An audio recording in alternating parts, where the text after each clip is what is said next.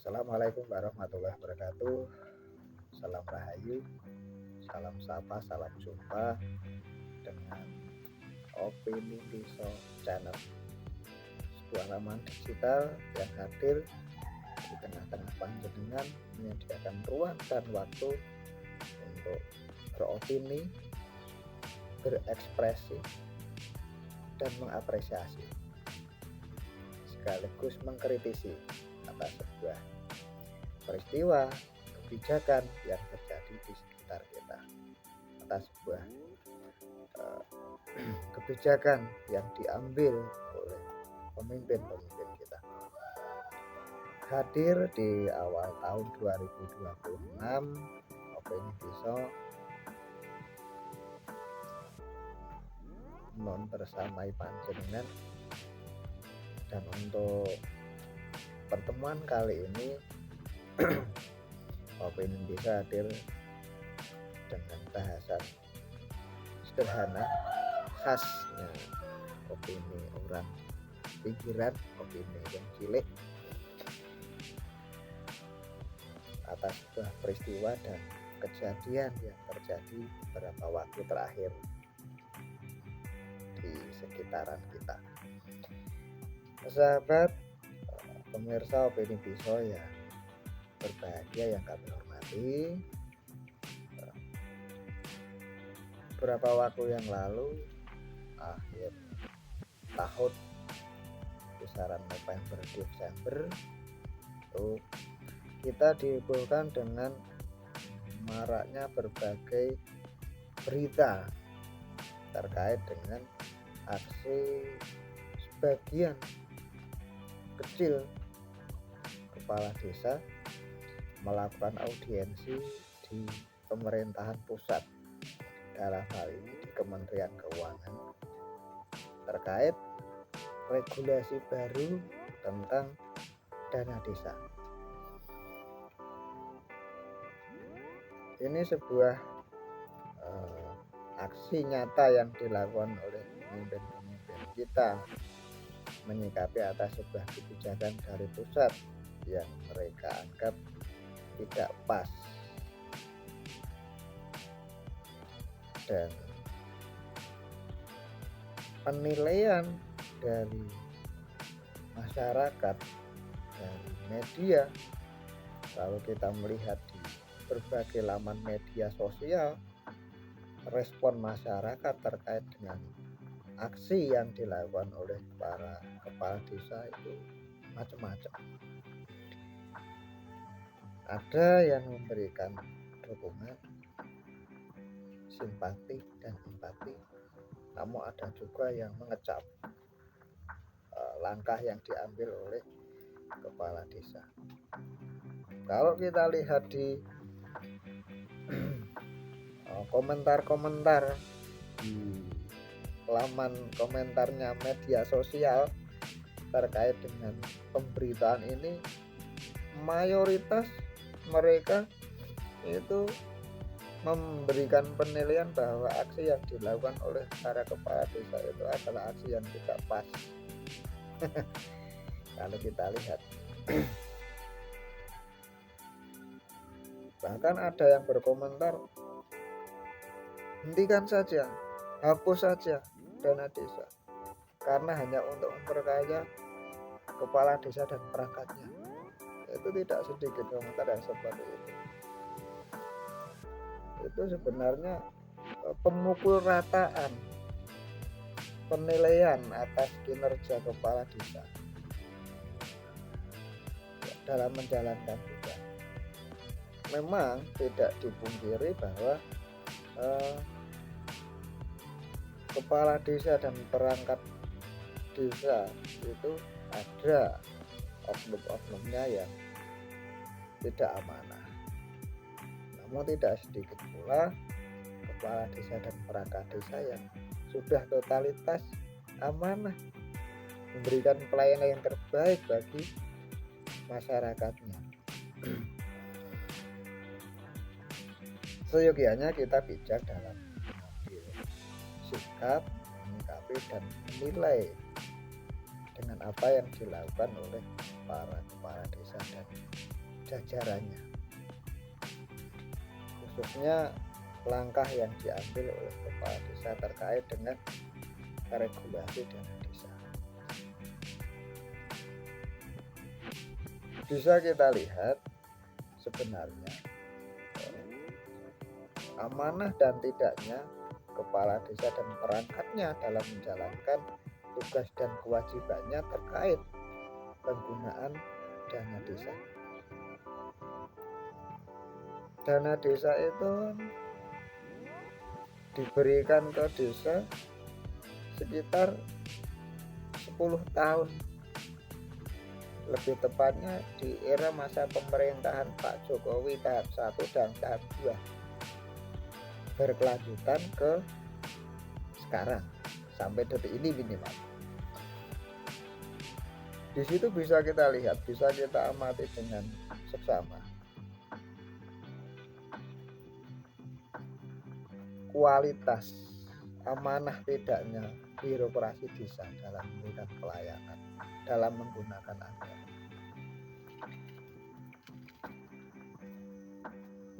Khusus untuk penggunaan anggaran desa terkait dana desa, barometernya kebanyakan kan kita melihat dari pembangunan. Kita lihat saja capaian-capaian yang sudah dilakukan di desa kita masing-masing itu sudah selaras belum dengan dana desa yang diterimakan. Karena sesuai dengan aturan bahwa pembangunan yang dilakukan di desa itu ketika pembangunan sudah selesai langsung diberi prasasti. Di situ kita bisa melihat anggaran yang digunakan. Kalaupun ada selisih anggaran, saya yakin nominalnya juga tidak banyak. Kalau nominalnya selisih nominalnya banyak juga akan menjadi temuan. Saya yakin pemerintah desa yang amanah tidak akan mungkin berani memanipulasi angka anggaran belanjanya. Ketika pembangunan itu bisa kita lihat selaras misalnya dengan anggaran yang digunakan dan hasil dari pembangunan tersebut, kualitasnya, volumenya itu sudah selaras dengan dana yang digunakan, itu artinya sub penggunaan dana desa di pembangunan amanah. Kita juga bisa melihat barometer pelayanan yang lain yang menggunakan dana desa. Itu kan dipampang pemerintahan desa yang totalitas amanah itu kan pasti akan mengumumkan rencana yang akan dilakukan sempurna dengan anggaran di papan tuman, ditempatkan di tempat-tempat yang strategis untuk dicermati bersama, dikawal bersama. Ketika desa sudah melakukan tahapan-tahapan itu secara baik dan melakukan berbagai kegiatan penggunaan anggaran desa itu secara baik, itu artinya pemerintahan desa Panjenengan amanah.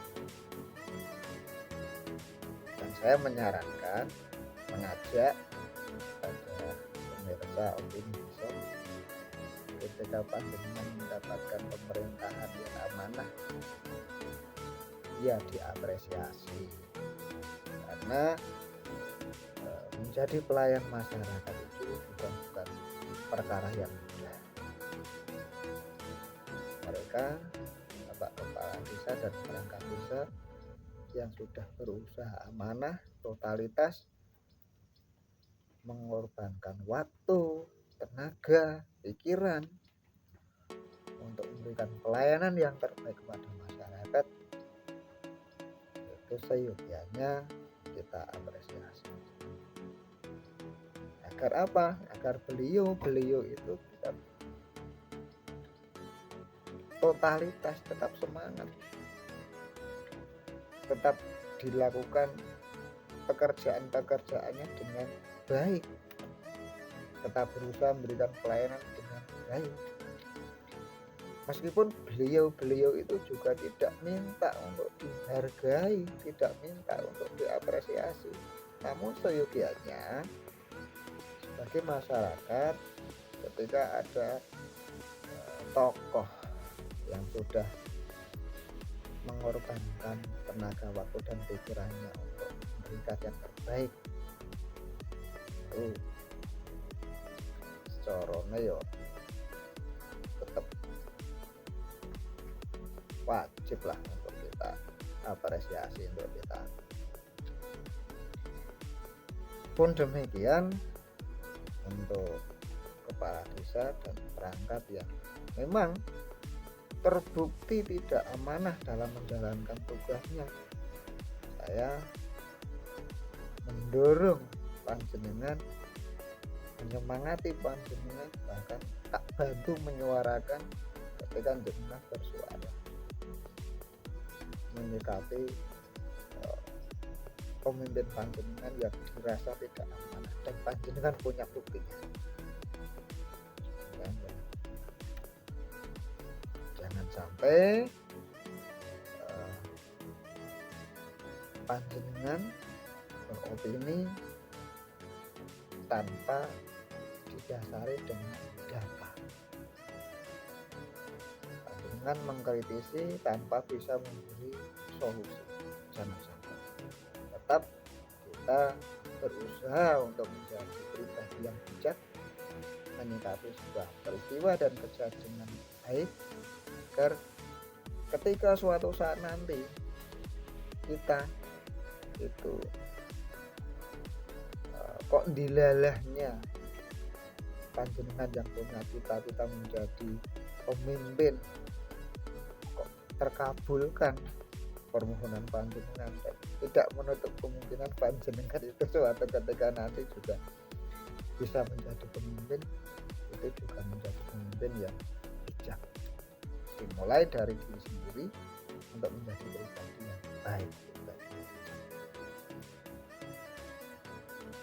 Awal tahun ini juga tidak sedikit pemerintahan desa yang merasa dibuat pusing dengan adanya kebijakan baru terkait dana desa, karena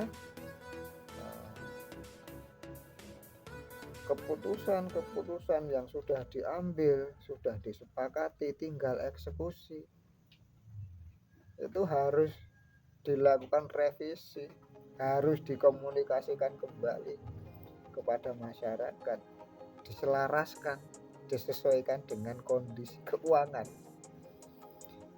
Itu kalau masyarakat tidak juga bisa memahami dengan kondisi saat ini, itu akan menjadi persoalan tersendiri.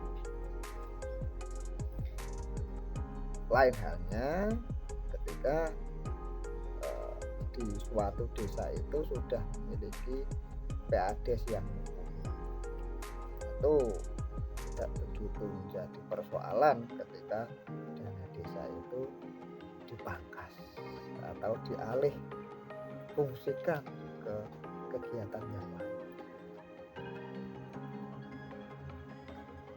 Saya rasa ini obrolan kita di pertemuan kali ini. Sekali lagi saya mengharap mari kita memberikan dukungan kepada pemimpin kita yang amanah dan mengingatkan kepada pemimpin kita yang kurang amanah.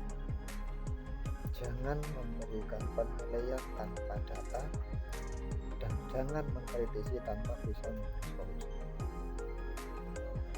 Sampai jumpa di pertemuan berikutnya dengan obrolan-obrolan lain yang lebih asik, lebih gayen. Tetap ikuti tayangan-tayangan kami dan dapatkan info terkini tentang tayangan-tayangan kami dengan memberikan subscribe. Subscribe itu gratis, dan subscribe itu bukti nyata dukungan panjenengan atas keberadaan dari channel Opini Kisah. Mohon maaf atas segala kekurangan. Saya akhiri. Hidayah. Assalamualaikum warahmatullahi wabarakatuh. Sampai jumpa. Salam rasan-rasan khas wong cilik. Matur nuwun.